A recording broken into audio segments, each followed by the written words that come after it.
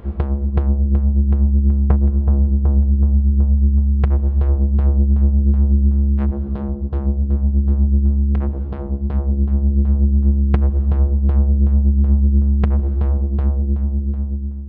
folks, I'm Spencer, and on today's episode of Cult Mania we're on a collision course with the brand new 4K Arrow restoration of David Cronenberg's Crash.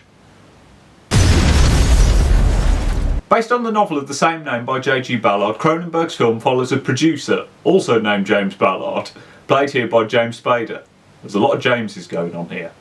James's relationship with his wife, Catherine, played by Deborah Kara Unger, is, well, it's deteriorated to the point that their intimate moments are just them telling each other who else they've been knobbing. But James is involved in a car crash which kills a man, puts him in the hospital and gives him a limp for the rest of the film.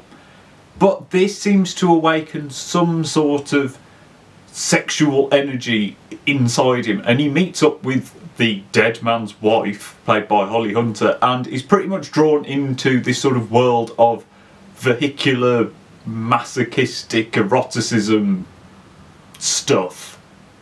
Basically, people causing car crashes and then being like, damn, I'm horny.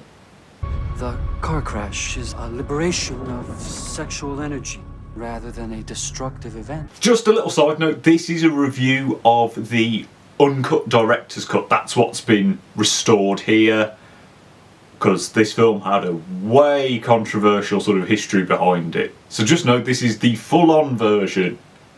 Boy, is it full on.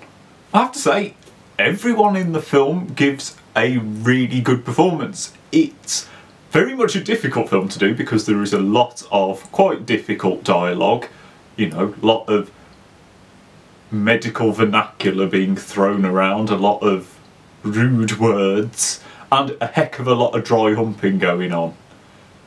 You know, it's not a film that you could imagine a lot of people were willing to go, yeah, I'll be in that. But everyone here really does commit to it, and it, you know, everyone treats it very seriously.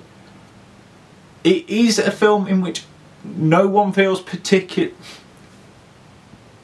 People do feel human, but they just feel like really weird ones, especially at the start. Everyone speaks in this very dry, very strange manner, but I mean, that's nothing new for Cronenberg. But as the film went on, I did feel myself connecting with characters, even though you go, there is no way I should be feeling anything for any of these people because they're all really quite strange. I think a lot of that is helped by there are moments of sort of black humour in the film, because it is quite bleak. It can be quite nihilistic at times. So I think having these little splatters of humour every now and again keeps the film watchable without ever sort of ruining that sort of dark, strange tone. They have no idea who we really are. Now, like I said, the film is about people who get randy after car crashes, and oh my, this film has quite a lot of sex in it. And if it's not got quite a lot of sex in it, people are talking about sex, and I was genuinely quite blown away by how much there was. I even knew what the film was about, and I knew its controversial history, and I was like, you know, I mean, even, right, okay, title sequence finishes. Zoom in on a woman putting her tit on a plane wing. Cut to literally 2 seconds later, a completely different instance of knobbing. And then pretty much every 5 minutes, someone either has a bit of a shag or talks about having a shag or does something along those lines. So they went full on in doing that side of the story. I do think that's going to mean this film isn't for everyone. But I'm going to go into a bit more detail on that a bit later.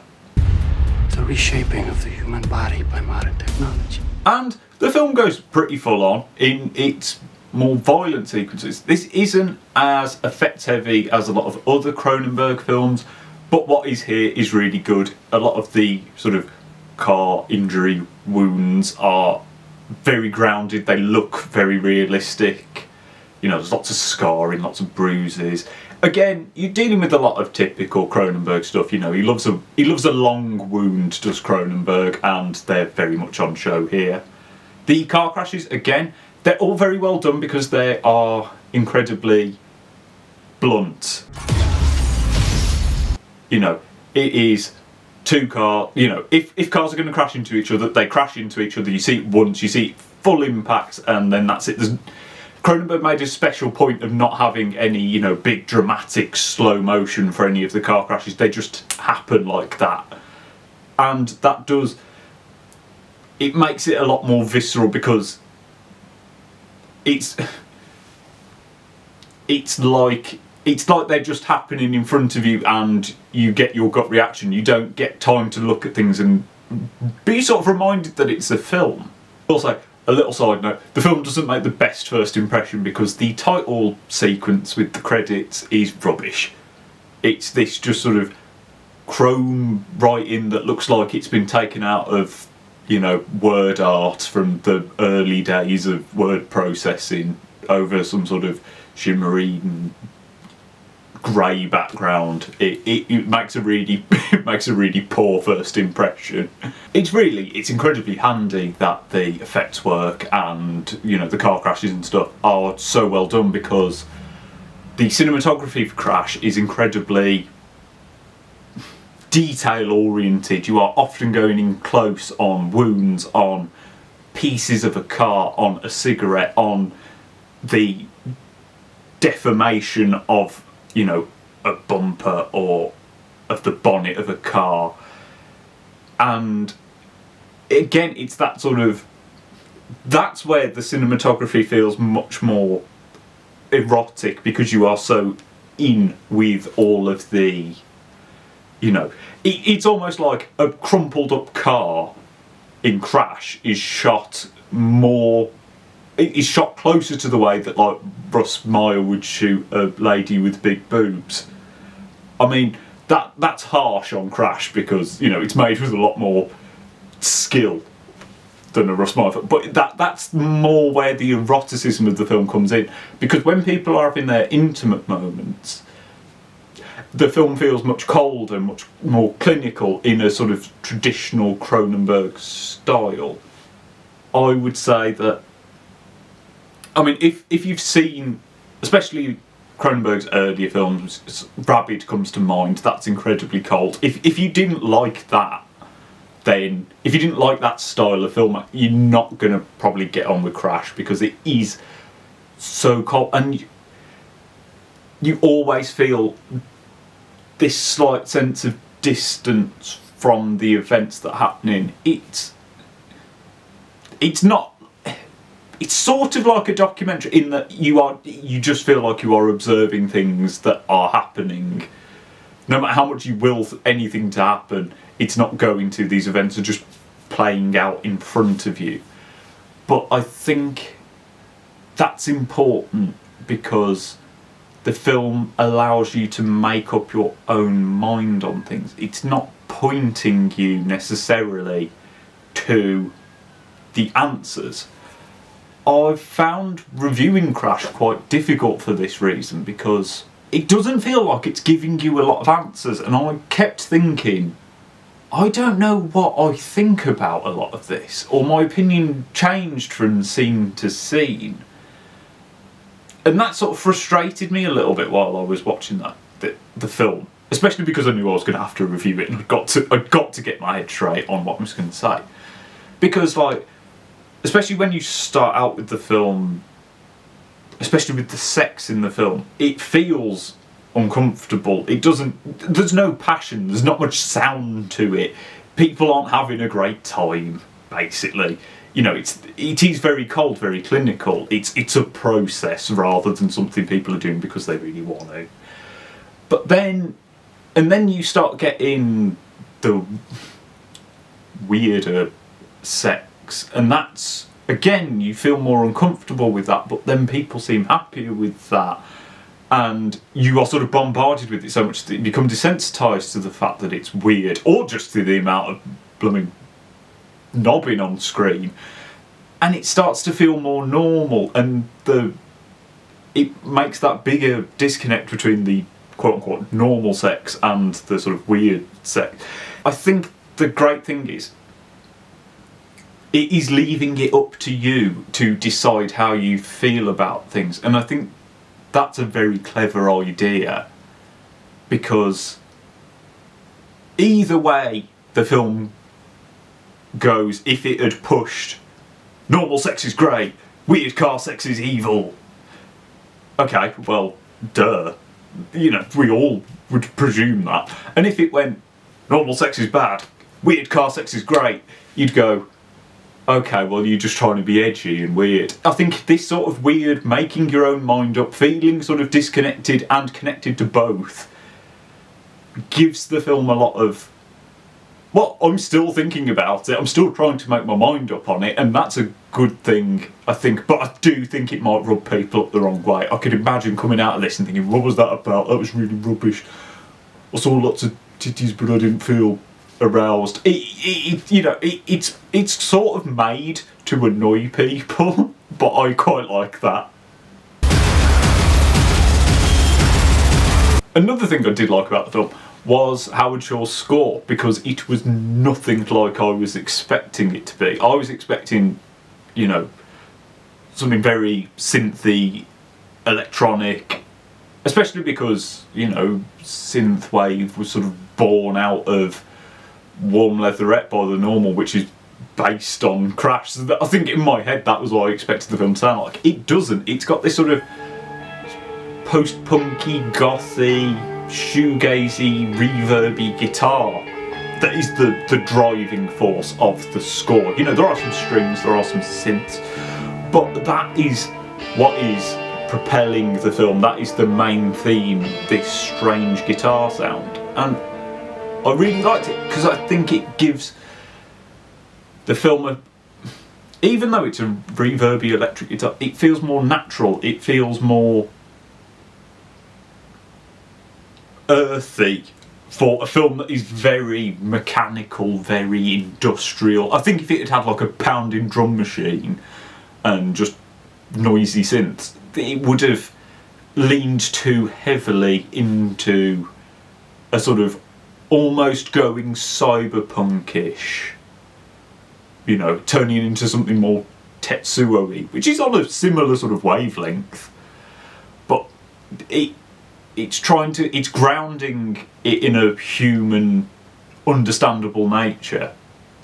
And I think, you know, it's clearly been influential. It very much reminded me, if anyone knows James Newton Howard's score for Nightcrawler, that definitely has elements of Crash, which is nice because obviously that's a film about car crashes as well.